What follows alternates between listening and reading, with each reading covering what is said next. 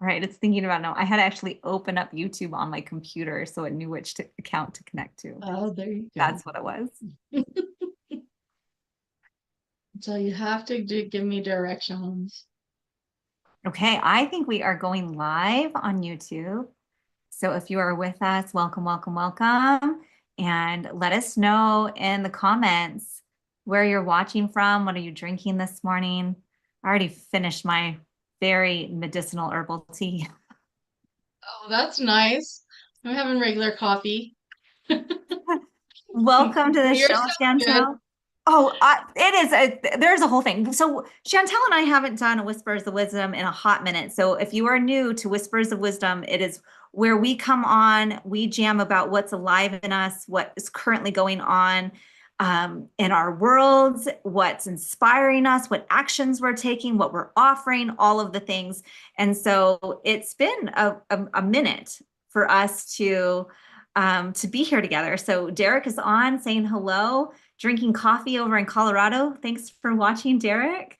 I just did an interview with Derek that was on the podcast, I think last week or 2 weeks ago, and it was so good. So if you haven't heard that podcast recording, go to our Wisdom Rising. It's fantastic. But today, Chantel and I wanted to get on to reconnect because we're both been in our sweet spots with retreats, and we wanted to share some of that magic with you. So thanks, Chantel, for joining with me. Yeah, I'm actually getting on YouTube. This is my first time to do that one because we haven't really gone live on YouTube before. It's always been on Facebook. So excited about that. Definitely getting in here, and I see that we do. Yes, we have some visitors with us.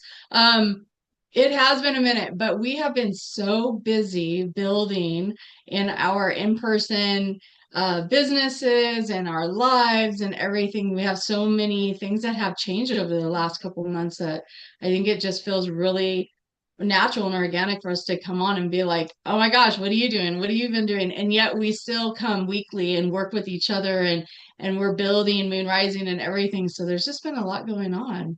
Yeah. Yeah. So I literally didn't even know you had a retreat going on until I saw someone posted a reel about it yesterday, a TikTok, and I was like, oh, cool. That looks amazing. And I literally just posted about my retreat that I did about 2 weeks ago. Maybe it's 3 weeks now. I just posted that a few days ago. So we are just now catching up, I feel like, with all of the fun, fantastic things that were going on this summer. So Yeah. how do you want to start? Do you want to tell us a little bit about, like, right before we got on, I had to go, shush, shush, shush, don't say it yet, because she was starting to spout her wisdom. And I'm like, wait, we need to go live. So, Don't share it all right now. You need to wait. and you were Um, saying about women's work and how women coming together is so magical. And I'm like, tell me more in a minute. You know what? It really is. The more I sit in ceremony and circle with women, I recognize this is such a lost art that we need, and men need it as well. But for women, I know it's a way for us really to come back into our feminine, come back into like just being natural to nurture ourselves and nurture each other. And I know that it's something that forever women have done. And I don't know why, with our new age and our, society norms and everything, women don't. And so when we come together and there is a gathering and a circle and we are in these conversations and we're doing cacao and just all the magic and medicine we bring forward in every ceremony that we do, women open up and they come in with a grief, with a something that's heavy, and they leave so light and ready to go, like embark on life and take on their family and show up more empowered. And it's just like, I don't even know, like even new moon this last week, we our women's it was all women, and it turned into a beautiful conversation of what we're going through. And women went home and they're like, they're inviting their husband back into their bed, and they're engaging with their children in a different way, and they're all this stuff was happening, and I was like, oh my gosh. And I think it's because we just need permission, give ourselves permission to show up. Mhm. And there's just so much fear, I think, in a lot of women to not show up, we're wearing too many masks and we're hiding ourselves. And then when we give ourselves that permission, we can show up in ways that are never seen. And so I'm really seeing this in my community right now. Right. And it's the showing up in exactly who we are, Exactly. right? It's like, who is the essence of who you are? Where is Mhm. your core essence, your core truth, your core wisdom, your core personality, right? How does Yeah. that want to show up? And I think you're right. There's a bit of masking or taking on the archetypes or roles that we're accustomed to. And when we get to drop that and just be exactly who we are in the moment, then we can return in the more fullness of that essence and vibration into our normal everyday life. Yeah, because I believe that women, we have walked very masculine journeys for such a long time. And there is this call back to home, call back to self and being authentic. And I don't feel that it shows up in necessarily like a family reunion or a family gathering. It really is with like-minded women that can sit together and say that, yeah, me too. I've gone through that too. I experienced that too. And through those conversations and coming back to self and doing techniques like soul gazing and looking yourself in the mirror and not judging yourself and seeing beyond the physical, seeing through the eyes and the scope of your soul and being able to take on a sound bath, as you know, like it's just such a beautiful experience. And yet it's not done enough. I Yeah. guess that's where it is. It's just not done enough. Well, what's interesting, my what comes to mind when I hear this is I was raised with my mom going to a women's circle monthly. And it was a group of probably 15, 16 women, and they met every single month. And they called themselves the brides. And so they started going to this group and naming themselves the brides when they kind of stopped having bridal showers. Everyone was married, everyone was having their first set of kids, and the baby showers were done. And but they still wanted to honor each woman every month and treat her like a bride. And they would gift her presents that month. And so they would rotate through. And so you get to go once every 2 years essentially, or once every year and a half, and then you're like getting gifts again, and we're celebrating that one person. It's like I love that I grew up in a culture of seeing that my mom would go. She would go and prioritize her women's circles and honoring one another. And so they might not have been doing cacao, they might not have been doing mirror work, they might not have been doing the shadowy things, but they were coming together to share about where they were in life and to celebrate one another. And that was a really good, beautiful foundation to normalize it, right? I love that. Right? See, and that's something that needs to come back into society. Is just that, is the Just that. gathering of women, where it's like in a natural, organic way of being able to honor each other. And They it's not did. because we're going to go get drunk or go and Right. party. It's because you're just sitting and holding space for each other and Yeah. celebrating. Right. So they met, like, I would say, for 30 years every month. And then as they moved into retirement, they kind of dispersed to where grandbabies were or whatever it was. And now they get together once a year for a weekend retreat for themselves. And they buy a big house at the, or not buy, but rent a big house on the beach and have intense time for a whole weekend. And I'm like, yes, this is exactly what women should be doing. And the counterpart, I think men should be doing that too. Like, I think if men gathered in a way that fulfills them. I think this is the hunting trips, right? This is the fishing expeditions. This is the breaking out of normal day life. I feel like they do that often. And where is the sacred containers for both of these? Right? Yeah, Where is that's funny. At the end of the night, my husband goes, "When's my retreat? Where's the men's retreat?" And I'm like, "Put one on, put one on, gather it." And he was already planning it like you're talking. I was like, "Oh, that's funny." well, it's interesting here in Bozeman, Montana. I think we have more men's groups and retreats than women's groups retreats.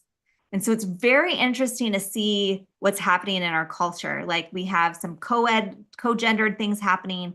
We have a couple, two or three different men that are leading retreats, and it's like they're doing 3 days kayaking or canoeing down the river as their retreat.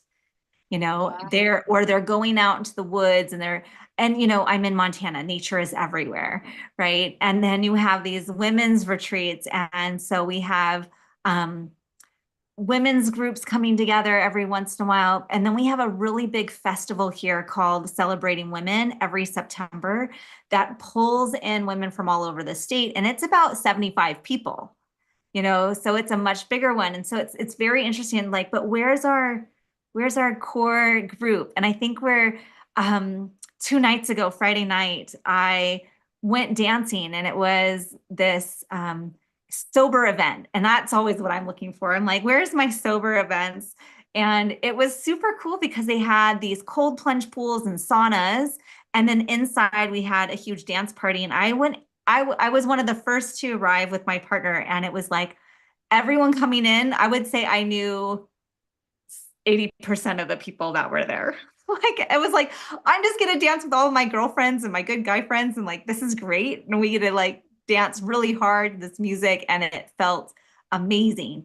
And it's like, okay, can we take this group of people and bring it to the next level for a retreat? Right. So I'm always like, Yeah. I want, yes, somatic movement. Great. Love that. And how can we bring it deeper? So I feel like this is what you're doing in your community with your women's groups. This is what I continuously am trying to cultivate and do in my community. So I'd love just to like chat, like, how was your retreat? How was my retreat? Like what really felt I don't know, deepening, what really felt like it was getting to the heart and soul of people. You know what I would have to say is just it's wrapping it up in the end. It's like each one of us. So on the summer one, there's four of us women, and we each come and we do something. We're offering our own class or workshop or whatever we're doing, right? And but it's our own ceremonies. And so each one of them is layered and it's giving this different insight, but we plan it in a way that is like we're just in total flow. So it was like it was so hot when they first got here. I'm like, just go swim. Like we had a whole thing we were gonna get really started. I'm like, nope, go swim. And so they did that and everyone started chatting and get to know each other because they're all strangers to each other too, which is really interesting because it's not like everybody knows everyone. We just are posting it out there. And then I just have people that are just registering. And I'm like, oh my gosh. And I had like three people where I had to actually locate who they were because I'm like, I have no contact. I can't send you my address. I can't do anything without it. So, I just think that women are hungry for it. And when they come and then you start getting them into it, they're just like, oh my gosh, this is so amazing. They start cracking open, the tears start coming, the ahas, the knowings, it all just starts revealing itself. And to be the space holder for us, it's like just so amazing because who would have thought that, like for me, in a moment in a day in my life, that I would be leading a group of women? Because in my groups, it's always kind of like catty women, so I've always been like a guy's girl, I've always had like the guys group that I would hang out with because a lot of women were wounded women and so they weren't always that fun. And I in some way was probably that way too, but through my own understanding and healing and what does it mean to be feminine and coming forward and being a receiver of truth and a receiver of wisdom and knowledge in my own self, it's a completely different version that we like, yeah, removing those masks and saying, I'm ready to see me. And Mhm, that's, I think, the juicy part is when women are ready to just see themselves, not mhm. everybody else, not all the things, but just who they are, their natural self. Okay, love it. And I totally want to know like root chakra level, like give me the itinerary. Give me the data. Like how many women did you have? You did it in your house. How the fuck did you pull that off? You've got your daughter and grandkids living with you. Like I want to know, I want to fill me in on the details. Like how did that work? So there was a total of 20 of us. And then it literally like come together, the four of us, and actually on this one, it was two of us that came together and we planned the whole agenda and we're going to do this and this and this. Then we put it out to the four of us. Everyone's like, yep, got that.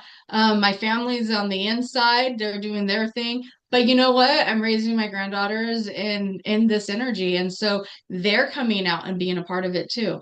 And so it's really interesting to watch them, and they'll sit with us and they're learning how to be in ceremony as well. So even it's like a couple of the women, they're bringing their teenage daughters too, because they're training them to do this work and to be authentic to who they are. And so there was no like separation. It's very much all inclusive.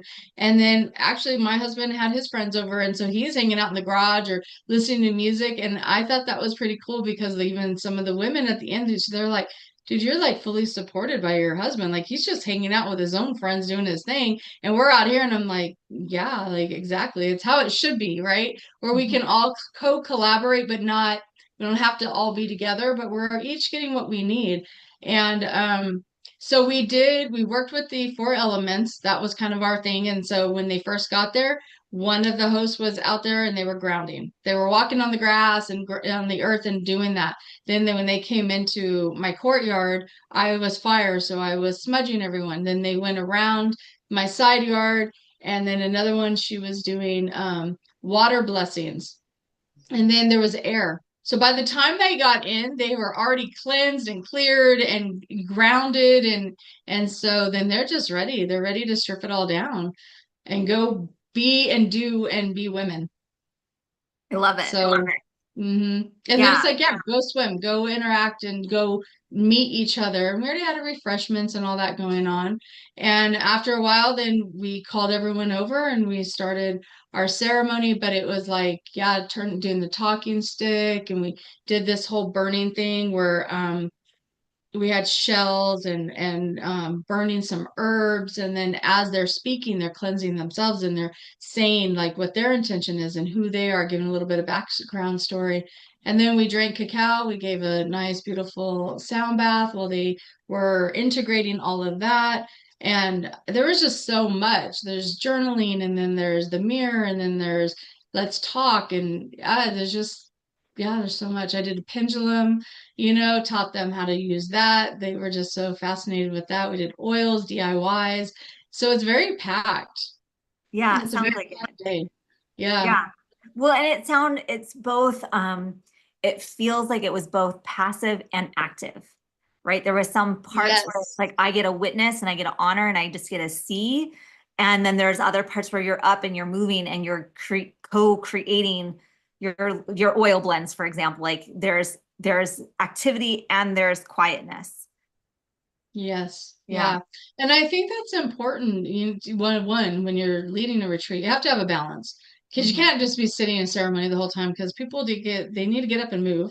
Um, and they want to be able to share and talk and socialize. But at the same time, we also need to like learn how to hold space for each other. And I think that's what ceremony is teaching women to do again, or, just people in general. How do you hold space for each other? And so it's reminding them, even like when somebody's sharing, we're not chit-chatting over in the side, because women get really gossipy, or not gossipy, but chit-chatty. And so, it's having those subtle reminders that we are holding space and we're listening and we're witnessing right now. And there will be that time where it's your turn and you get to share everything you need to share. And so it's really having a strong container that women know they can show up in. Yeah. And they know that they can be present for someone else. And it Right. doesn't take away from them. There was a new term I learned during the retreat that I just gave. My co-facilitator had an agreement of no tissues. And that means that if someone isn't sharing, if they're in process and they're crying, your job is not to go shove tissues in their face and like try to get them to calm down. Like it's actually till they ask for the tissues, you're just there to witness, you're just there to honor whatever is happening, and that we're not here to rescue and save them from their emotions, And so I loved that idea. It's like, yeah, we have rules against, well, not rules, agreements that we won't crosstalk. We aren't going to interrupt. We're not going to take over the conversation. But we're also going to let them be in their emotion. I think this is that training of how do we hold sacred space with one another, of going, we've been conditioned to tend to the children, tend to the emotions, tend to, and it's like, what if we allowed, how can we just allow someone to be fully in their emotions? And if that is angry crying or giddy laughter, like, can we honor whatever is showing up in their story and really seeing them for who they are? There's a reason why we mask, because if a tissue box is being thrown at us, you're telling me, you can't handle this. You can't handle my Mhm. story, right? I love that. And then what, you just let them know that there's no, like, you give them that instruction, right? And the Mhm. tissues are there for the women to go and take the tissue if they need it. Yeah, it's kind of I like, love that. well, I and need to do that for my grief group. exactly. Well, and I think this is one of those things that's like, okay, the tissues are available. Here's the agreements in the beginning. We're going to honor, we're going to witness, we are not going to give help unless it's asked for, right? So Mhm. it's about learning how to self-advocate. I need a tissue, I need a hug, I need all the sisters to come around me and hold me for 5 minutes. Like, if you just assume what the person needs, you might be very mistaken about what they need in that moment, right? Maybe what Yeah. they do need is to fall apart. Maybe they do need to be a puddle of tears. And how can we allow that in these sacred spaces? So it's like the tissue rule is really a reminder of, they can ask for it, they can reach for it themselves, or they can ask for it. So it's always like, if you need support, please raise your hand, and a facilitator will come to you, versus Yes. everyone assuming that that we need to take care of one another. Because then you have participants that are jumping in to take care when their job is to be a participant. Yeah, even if it's a subtle, like, hand on the shoulder kind of Shoulder. thing. Well, and I think what it is because we, especially in our communities, we're empaths. A lot of people, we're Yes. all empaths, we're all feeling it. So we're like, oh, we just want to stop the pain. And then what ends up happening is there can be that transference. So maybe I'm not feeling any kind of emotion, but then I support you in yours, and now my emotion is all activated because I just took on your energy. And so it really is important to, like, kind of stay in your own bubble. And that, I think that is with the opening of the circle too, is we are in one bubble, but we are in one, like, we have our own individual, but we're in one full bubble, right? Yeah. And that way that people do know you do not need to go and rescue anyone. Yeah. We're rescuing ourselves today, and we're witnessing others be strong in their own rescuing. Right. So then women get to really take off their mask fully, right? Yes. If they're like, oh, no one's going to be upset if I take this off. No one's going Yeah. to, right? Like, if everyone is in their own energy container, we're more able to do this. We have this understanding that confidentiality is a thing, that self-responsibility is a thing, that we have these group energetic agreements. This is a thing. And so when we can go in and have these, they kind of feel like ground rules, then it's like, okay, now we're in the sacred container. Now we can take off the mask.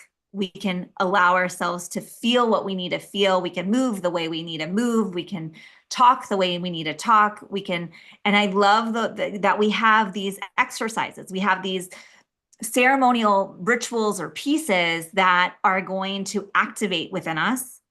And then you have this time for integration. And there's Mhm. this space, right? It's where you take a breath. It's a nervous system check-in. It's a, let's talk about what just happened, what came up for you. And I think those are the places where the true learnings happen, right? Like, I love the rituals, I love the practices, I love all these things. And it's a space in between that I really find incredibly important. Integration is so important. It is. It is like the closing of that ceremony, but it is allowing everything to come within you and just to sit with it just for Mhm. a moment, even if you're just sitting and you're just thinking and feeling into everything that you went through for the however many hours you've been doing it, days or whatever it is. Integration is not to be rushed.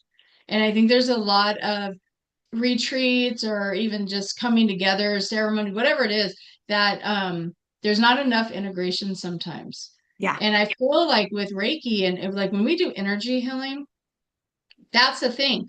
Whether you're in a session, a one-on-one session or a group session or whatever, when you leave, you should feel like there was an integration period, a time to sit and process and feel into it. Not like, okay, I'm leaving and I have all these emotions and what do I do with them now? No, it's all about processing those thoughts and those emotions within that container. So when you leave, you do feel lighter. So when the questions and all the thoughts are coming up for the next few days, the next few weeks, you know how to process them. You're not feeling like you were abandoned and orphaned after you went to a retreat. So integration is so important. Absolutely. Absolutely. And I think that's what, like, the way we set up our retreat, that the one I just did in Austin, it was a women's retreat as well. We did it over Friday night, Saturday night. So it was 3 days. It was Friday evening through Sunday around 1 p.m. And part of it was, I don't want practices back to back. I want space in between. I want breaks. I want time for people to do their journaling. I want time for people to check in and making it part of the culture, right? And so it was really lovely to like be able to come in every morning and to reestablish the sacred space, calling in the directions again, reestablishing that energetic bubble container, going into a discussion of what a practice is going to be, doing a really deep dive practice, and then having the integration time. We did one of my favorite practices is called it's an emotional release ritual. And it is where you very much activate the stored up emotions in your body and you release them. So there is a lot of screaming, there is a lot of pounding, there is a lot of tantrums, there is a lot of, it's very loud. And it really allows everyone in this and the women in the space to take everything that they've pushed down and stored and stagnated in their body and give an exit strategy for it. And so Mm, that process can be really intense. And then what we have people do, like that process can be, it's a full body workout. Like people can lose their voice. It's like you need to really make sure you're taking care of yourself too. And you are fully energetically dumping, right? And so here I am, all these women are doing the process, and I'm giving Reiki to the space and constantly grounding their releases constantly, right? And then when the practice is done, I have everyone lie down and I turn on some integration music. And I have this really beautiful music called Liquid Gold, and it's a channeled frequency. It's very different. It makes your brain go somewhere else. It really lets things process and integrate. And as people are all lying down, then I come around and I gave everyone Reiki. And that part was incredible because they were so clear. They had opened this conduit of like big release. Then it was like, okay, I'm going to move around to everyone in the room and give them their Reiki dose. And you could just feel their energy, their bodies would twitch, their heads would roll back, their eyelids would flutter. You know, all of these things were happening. People knew exactly when I was working on them, right? I wasn't touching anyone, but I was working above them. And yeah. really grounding out the room, really blessing the room. Like that was a lot of big work, right? And so it's one of the highlights of the retreat that I gave was to give this really long, I think it was like an hour long integration rest time after that big practice. And then coming back together and going, what did you notice? What worked for you? And it was a very equal portion of people discussing what happened in the emotional release process and what people experienced in the integration process. Wow. Mhm. Yeah, that's beautiful. That's a really beautiful balance. Because you can't just be like, ah, and then expect everyone just to be like, okay. I Right. mean, you really do. It's like, and that's a lot of work for the body to do. Because It is. sometimes doing this, it feels like the next day you wake up like you went to the gym and worked your ass off. And Absolutely. you didn't. You just sat in ceremony, but our bodies hold so much in our emotions and our tension that when we release it, it is a full release and it does feel like we've worked out. Mhm. The Yeah. legs are tired, all of it. It's so interesting. You're like, what did I do? And it's like, oh, I released. That's what I did. Yeah, and in I this let all practice, that energy go. yeah, this practice is very somatic. You are moving, you are screaming, Yes. you are punching pillows, you're doing all of the things. And it was really interesting. We had a gal who missed that portion, and it was very interesting to notice her energy and the way she taught versus the rest of the group, because everyone Mm. else had just released and released and released and released. And she didn't have that opportunity to release. So you could watch her the rest of the weekend still releasing through her stories. And everyone else had already processed, like already moved Yeah. through it. So it was very interesting to have some of these learning lessons. Like this was a very, we put this together in fairly short notice. It was really meant for Austin people, with the idea that people could go home, sleep in their own beds, and come back if necessary. And just noticing what that meant for the group, people who would leave early or show up late, and really needed that agreement, like just like you need an agreement on confidentiality, agreement of no tissues, right? Like we needed agreement of presence, Yeah. right? Like if Yeah. you're going to be here for all of it, because you Mm. could see where things weren't lining up for people. I had another person who missed the beginning Friday ceremony on sacred communication, right?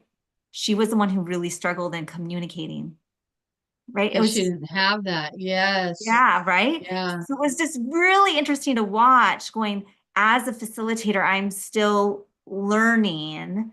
And I think we all do going, how would I shift? How would I do this different? And I think everyone who attended thought it was amazing, would totally be interested in more, all of these things. And as a facilitator, I'm always like, how do I tweak it to make it better? Well, I think, and that's kind of what I was talking about in the beginning, is that retreat has layers, Mhm. and as a facilitator, we are creating a very intentional space together.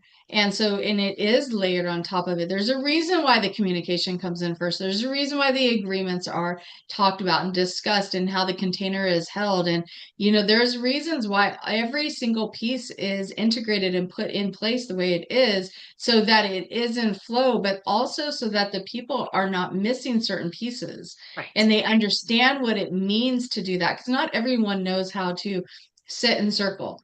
Not everyone knows that it is a time of being silent and listening and being the witness in that moment. And then there's other times where you get to be loud and you get to, interact and do things, or maybe it's like not this one, but last one, I had them pair up and we did a couple, pairings where we got into each other's space and we like cradled each other and we just stared in each other's eyes and it was so powerful. And then you switch to another, partner. So there's like these very intimate exchanges, and then you can get up and go move around, and now we're totally changing in a different way. And so there's layers and intention with it.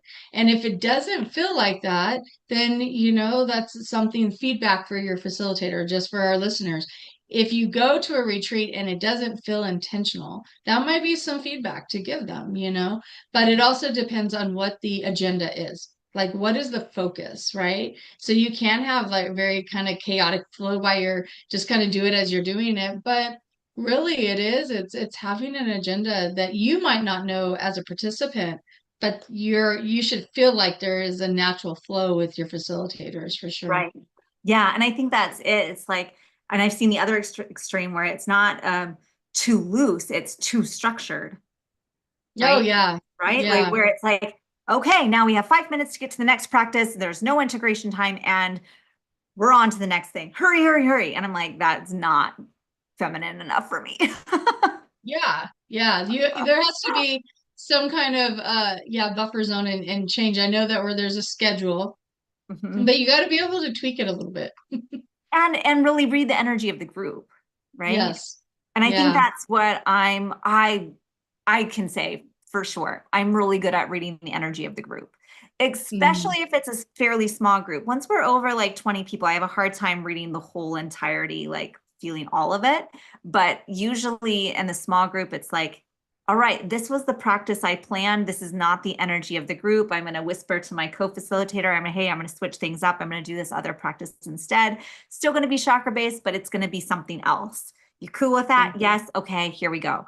Because it's like knowing what has happened, knowing what has happened with this group for the day, for 2 days, and going, I'm going to bring in this other component. We're going to switch things up a little bit and trust that if the facilitator is doing it, they got it. And there's also this piece of how much transparency do you need with participants of what the schedule is, of what, like, I'm very I really want people to know what at least the title is of every practice. Where I might not give them all of the details. I don't want to ruin the surprise of it, and I want them to know where things might feel edgy, Yeah. right? Yeah. Because I don't Well, also. because you're taking away the expectation too. Because Mhm. if they are already predicting what will be done and then you don't do it, or you don't do it in the way they Think expect it it to is. be, it could be a disappointment Mhm. when there should be able to be room for that flow. Yeah.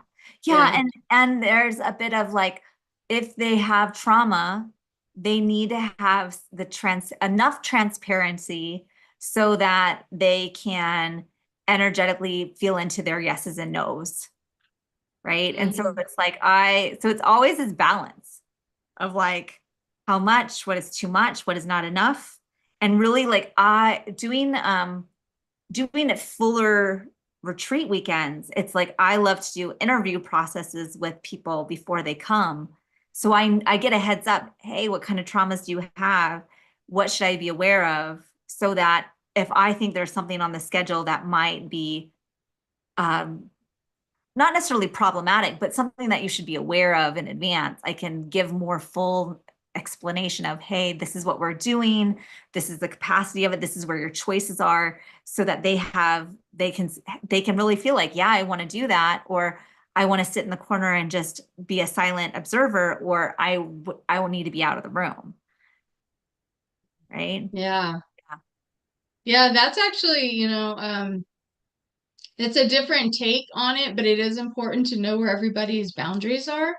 Mhm. Um, I know I tend to be more like I'm inviting them and pulling them in through and past their boundaries sometimes, but sometimes it's because we need that stretch and challenge, Yeah. but not to the point of where it's created a trauma or a trigger or it's activated something in them, but Right. A just re-trauma. enough to say it's okay to say yes here, that Right. we are in a safe space to say yes here. And so I think a lot of times when women feel that, they do engage. Mhm. Otherwise some wallflowers they want to just be quiet. They just want to be the observer. But when you pull them in a little bit in that soft way, then they feel like, okay, I can do this. I can Right. do just enough. And that opens them up for even more. Right, exactly. And Yeah. I think that's where having knowing your participants really helps. Going, are you just a wallflower who's shy, doesn't necessarily have any trauma, and you just need to be pulled forward, versus Hmm. the person who's like a lot of what I'm doing is more on the somatic, where your body might be releasing sexual trauma or something else. And so I'm very aware of like, okay, we're doing this. Maybe it's a self massage practice, for example. How comfortable are you in the room giving your feet a massage, giving your belly a massage, giving your arms a massage? Would you be feel comfortable if someone took their top off? Would that make you, like, all of those things, like understanding boundaries and understanding the where there are growth edges of going, recognizing where is the fear, and is this fear coming from something that came from your past that was traumatic, or is it a cultural conditioning that you need to break through? Is it something that is a desire that you want to work through and work on those growth edges? Or is there something like someone touches me in a certain way, it's going to re-traumatize me, Yeah. right? Like I all of love I like the energy or the energy behind the interview process for Mhm. sure. And also bringing up cultural conditionings, religious conditionings. Yeah. That was we saw that a lot on this retreat, was a lot of women coming from cultural backgrounds or even religious backgrounds where they're trying to open up to it, but they don't quite know where they stand. We did have one that she comes from a very strong religious background, but she's opening up.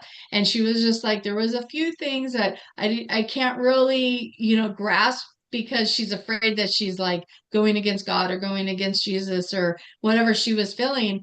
And having an open conversation with her to explain where we're coming from and how they're all a part of it.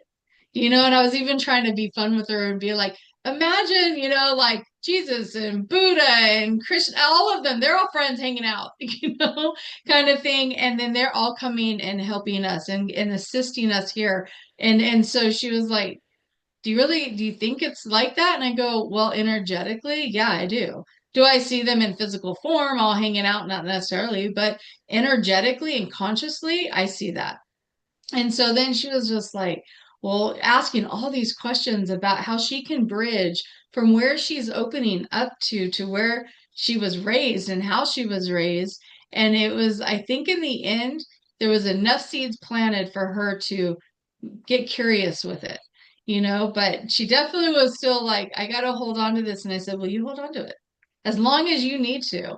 Right. And if it's in your lifetime to open and release some of that, you will. And if not, that is okay too. You're doing your work.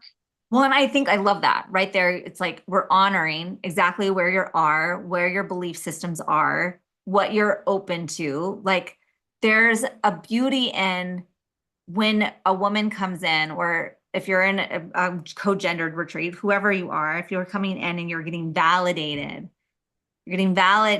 in this is where I'm at in my process. This is who I am. This is my belief systems. These are my values. You're not trying to convince them into something else.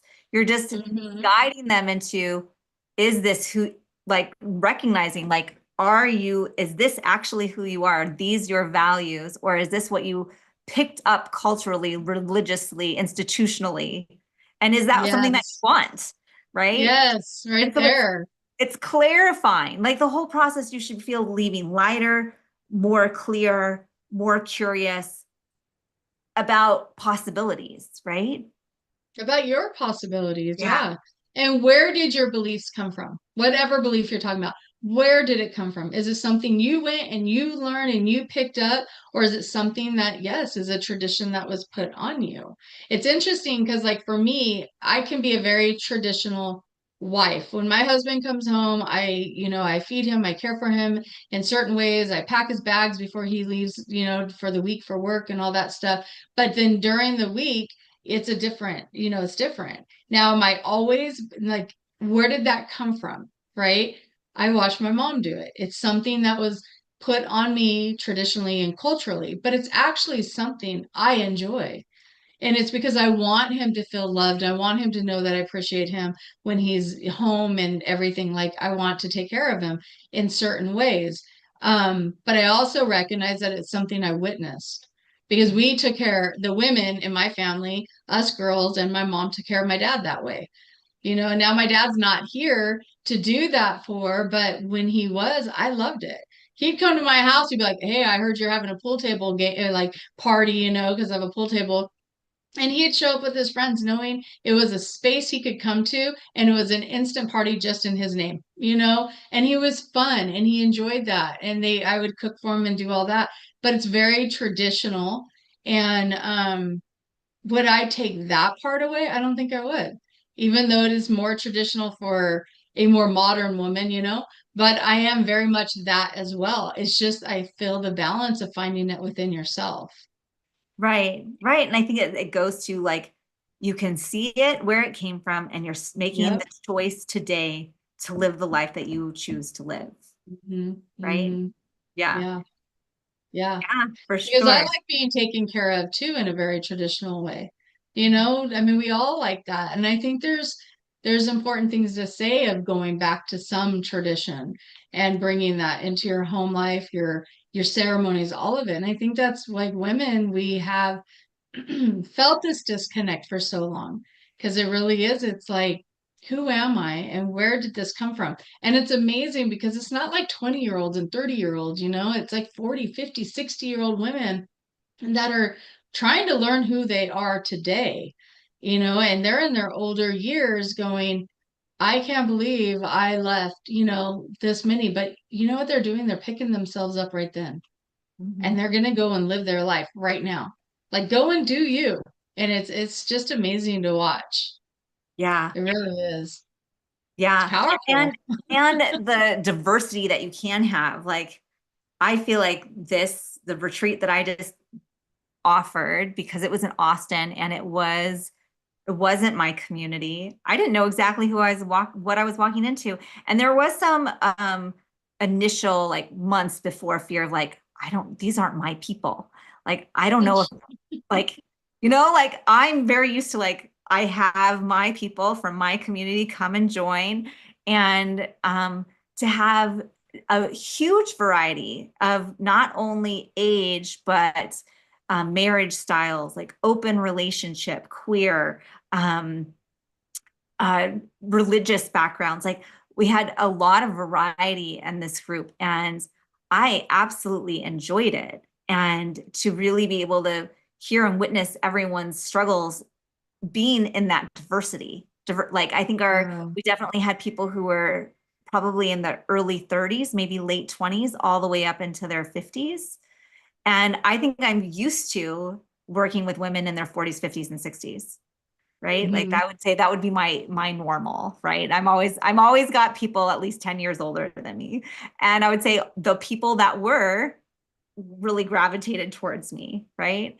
And to also witness that we're all women and that we're all doing this work and we're all have this commonality of the struggle, not the same challenges in a way of going, Yeah. right. And so there was a lot of conversation on that, and I thought that it enhanced the group to have the diversity in it. No, I think that's great because it is because you have the elders, the wisdom of the elders in the group that can speak to the 20-year-olds, the early 30-year-olds. And it's important because the 20-year-olds, they're only trying to heal 20 years versus 60, I know, right? right. And that's a big thing. And I'm like, that's what I'm used to. I'm just like, give me the people who have held on to stuff for a really long time, right? Like I'm there and ready for the deep dive of peeling layers and layers and layers back. And you work with these younger ones, and oftentimes they just don't have it. They're ready to live life now. They're showing up for retreat and community in their early years. And it's like they're already making these choices. They're already making these decisions to say yes to themselves, yes to prioritize their self-care, yes to their spiritual growth. And I'm like, that's phenomenal. We didn't all have that privilege and opportunity to do so. Yeah, right. No, it's beautiful. And I know that, you and I are talking about, we've had retreats in the past together, and I know we have some that we're talking about that's coming up in the spring. And one of them is going to be here in my area that I'm looking forward to. But we're also talking about doing Austin again. So Mhm. you want to kind of talk about some of our plans that are coming up? They're very much still in the works, but I think Chantel and I would love to be offering something in the Hemet, California area in October. Like we'd love to do a shamanic Reiki retreat in her area. And then this Austin location was phenomenal. I loved it. And it has the grounds are perfect. They have a huge temple space to do your ceremonies in. There's cabins, there's bunk houses, there's an Airbnb house, there's a place to pull up your camper trailer. They just have the amenities. And right now, it's like I went down to kind of scope things out. That was kind of one of the reasons, like, okay, I'm going to scope out the space. I'm going to scope out like what the possibilities are. And right now, my partner and one of his colleagues, and I'll be joining them as assistant, we're doing an intro to sacred tantra retreat, MLK Day weekend in January. And then Chantel and I are looking at the calendar for possibilities to do a shamanic Reiki retreat there as well next spring. So things are definitely in the works. I don't have all the details yet, but they're definitely playing out in a very positive way. So Yeah. I would say keep your eye out, keep like put your save the dates in. I think if October will probably be mid-October. We know MLK weekend is the weekend that we'll do for the Tantra retreat. I'm really looking forward to that one in the fact that I really trust the facilitators are going to have a lot of integration time, and I'm going to be kind of the I'm foreseeing myself as like the integration facilitator, like seeing myself like taking Nice. care of people, like the guardian of the heart, where people are mixing up their emotions and things are coming up, and I get to be there to hold space for them in the in-betweens. And And so, that's a very important role. right. Yeah. Yeah. And No, that's good energetically stuff. clearing the space and like working Yeah, on it, all of right? that. All of that. So that's going to be a really sweet one. And one of the ideas of getting down there was like, okay, what does the space need? Can we make this a regular thing? Because it And the really airport and all that, so that was close. close enough. Yes, It was all of it. 30 minutes away, like I Yeah. Ubered it, and so I think there's pieces I have spent a few years now trying to find a location that's close to an airport, that's got all the amenities I'm looking for, that we can bring in a caterer and have space for them to cook, like all of these things. And I'm like, okay, I think this is it. So oh, it's good. It's good. And I'm always open to hearing from our community of their favorite retreat spaces. Where do they want to be? If they've got tips of where these are located, hit me up. If you want to bring us to your location, you're listening from the East Coast and you want Chantel and I to go put on a retreat in North Carolina, cool. Like I'm down. So, Yeah, me too. Let's do right? it for sure. I think that's Yeah. it. It's like you get to a point where it's like I could literally in an hour do 20 different workshops and it's not Yes. hard, right? Like it's like Yeah. these are things that we have done so many times, whether online or in person, that we receive the call and we can like easily go, what does your community need? You want to focus on energy and energy cords, you want to focus on chakras, you want to focus on the elements, you want to focus on fill in the blank, inner child work. Like we could definitely put together an itinerary, a proposal, and be like, this is Yeah. what your community needs. So we I are mean, we've definitely gone looking. from like doing sweat lodges to, yeah, sitting around the fire to letting in our inner goddess come out. Like we've done the work. We've done the work, and we bring it. We totally do. And it's just such a wonderful experience. And I have not had or done a retreat between us or even in myself where you feel there's a lack. It's like, no, you feel so abundant. Yes. And I just, yes. And so it is. It's reaching out more to the community. And so if there are people that do want to call us and be like, hey, let's do this, let's put this together. Yes, we can get an agenda. We can put out an outline. We can say this is what we have to offer. And it is. Give us your intention and we will work with that. Yeah, For sure. exactly. Exactly. So here's to more retreats. Love that. Yes, yes. And I'm Absolutely. looking forward to you coming and doing one here, even though those will be more of a day retreat, because the location is at my place of business and there won't be like sleepovers, but there's local, hotels and all that for those who are traveling in. A beautiful casino here that I would recommend, but doing some day retreats of just, workshops and bringing in food and being able to like just lounge in a nice, beautiful space. Exactly. Exactly. So give us your intentions, your ideas, your locations. We love that. And until next time, uh, have a beautiful week. Let those whispers of wisdom keep cultivating within you and let us know how we can support. Thanks everyone for watching.